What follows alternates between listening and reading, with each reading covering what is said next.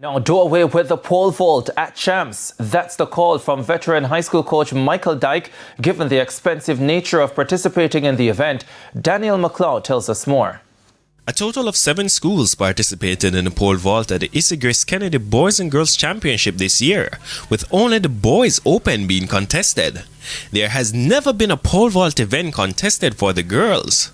Coach of Edwin Allen girls team Micheal Dyke says having the pole vault at the 5-day championship gives other schools an unfair advantage. It could be a developmental event, especially trying to prepare for the national team. But in the Boys and Girls Championship, I don't think it should be an event that is contested.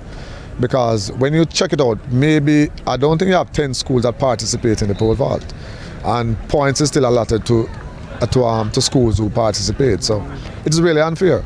Because if my school going out for, say, Boys Championship, we would want to score in the pole vault as well, but you just would not have the opportunity.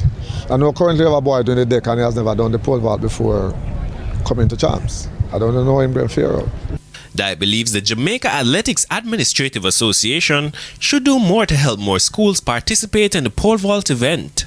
To expose it more to more student athletes or more schools, I think probably from the association point of view, they probably could acquire some of the equipment and have them probably at a location where school could have access or donate or loan them to schools to get that event more exposed to a lot of Jamaicans, because it is confined to a very few Kingston schools, and the boys' schools mainly.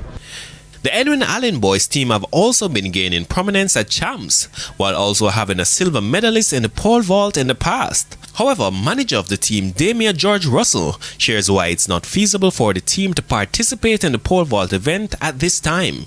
To have the event set up, or the correct event and implement set up at the institution, we would need at least $30,000 to get that done. And of course, you can have second-hand equipment, and that would run you around $25,000 just to set up alone. That doesn't include shipping and handling, coaching, or having the construction done to have the equipment upright and bags set up for that.